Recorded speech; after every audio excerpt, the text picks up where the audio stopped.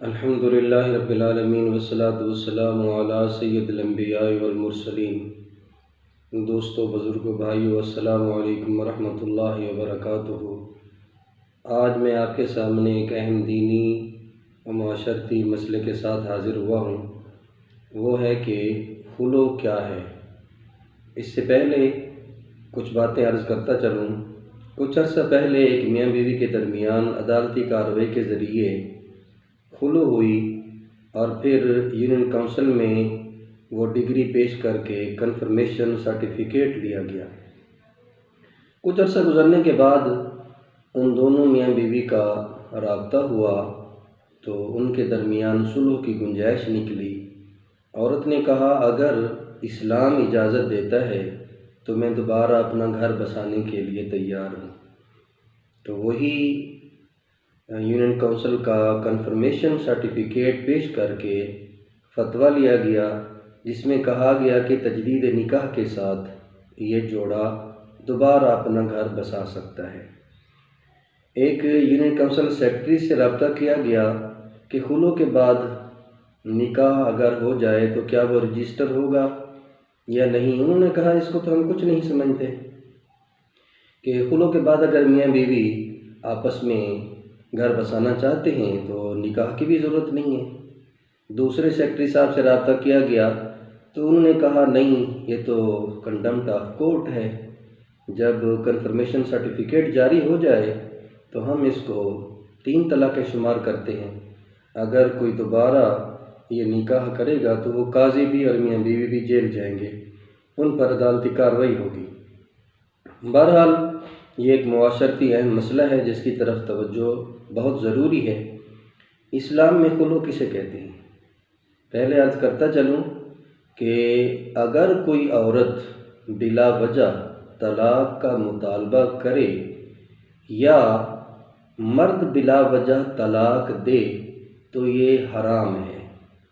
حضرت ثوبان رضی اللہ تعالیٰ عنہ سے روایت ہے، رسول اللہ صلی اللہ تعالیٰ علیہ وآلہ وسلم نے ارشاد فرمایا، اگر کوئی عورت بلا وجہ طلاق کا مطالبہ کرے تو اس پر جنت کی خوشبو بھی حرام ہے۔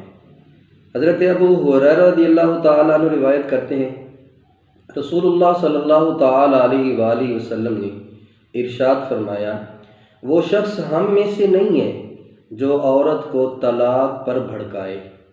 بہرحال عبرت حاصل کرنی چاہیے۔ تو اصل خلوع کہتے ہیں کہ مال کے عوض نکاح زائل کرنا۔ عورت کچھ مال دے کر اپنی جان چھڑانا چاہتی ہے تو اسلام میں اس کی گنجائش ہے، اس کی اجازت ہے۔ اللہ تعالیٰ کا قرآن مجید میں ارشاد ہے، اعوذ باللہ من الشیطان الرجیم، فَإِنْ خِفْتُمْ أَلَّا يُقِيمَا حُدُودَ اللَّهِ فَلَا جُنَاحَ عَلَيْهِمَا فِيمَا افْتَدَتْ بِهِ۔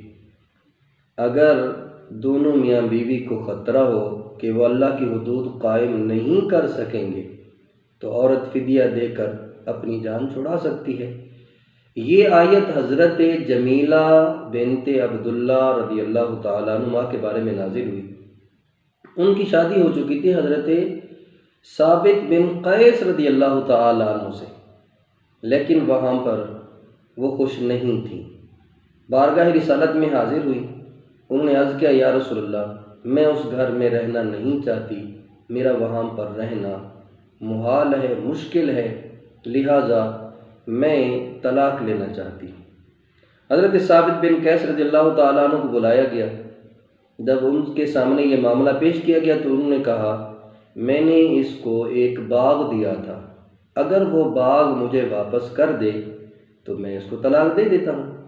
تو حضرت جمیلہ رضی اللہ تعالی عنہ اس پر رضامند ہو گئی۔ انہوں نے وہ باغ اس کو واپس کر دیا اور حضرت ثابت بن قیس رضی اللہ تعالی عنہ نے انہیں طلاق دے دی۔ لیکن پھر بھی کوشش یہ کرنی چاہیے کہ یہ نوبت ہی نہ آئے۔ قرآن مجید سورۃ النساء میں اللہ تعالیٰ کا ارشاد ہے، وَإِنْ خِفْتُمْ شِقَاقَ بَيْنِهِمَا فَابْعَثُوا حَكَمًا مِّنْ أَهْلِهِ وَحَكَمًا مِّنْ أَهْلِهَا إِنْ يُرِيدَا إِصْلَاحًا يُوَفِّقِ اللَّهُ بَيْنَهُمَا۔ اگر دونوں میاں بیوی کو خوف ہو اختلاف کا تو ایک ثالث مقرر کر لیں، ایک بینچ مقرر کر لیں، ان دونوں کے درمیان صلح کی کوشش کریں۔ اگر صلح کی کوشش کریں تو اللہ بھی موافقت پیدا کر دے گا، اللہ بھی چاہتا ہے کہ ان کے درمیان صلح ہو۔ بہرحال صلح بہتر ہے، اور اس اہم معاشرتی مسئلے کی طرف ہمیں توجہ دینی چاہیے، اور بلا عذر شرعی، بلا وجہ طلاق کا مطالبہ کرنا یا طلاق دینا دونوں ناپسندیدہ عمل ہیں، اس سے گریز کرنا چاہیے، اس سے بچنا چاہیے۔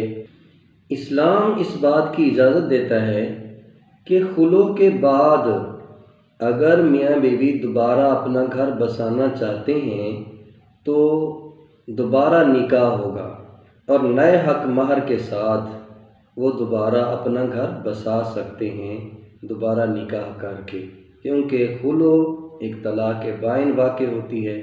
اس کے بعد تجدید نکاح کے ساتھ دوبارہ گھر بسانے کی اجازت ہے۔ اللہ تعالی ہمیں دین کو سمجھنے کی توفیق عطا فرمائے۔ وآخر دعوانا ان الحمد للہ رب العالمین۔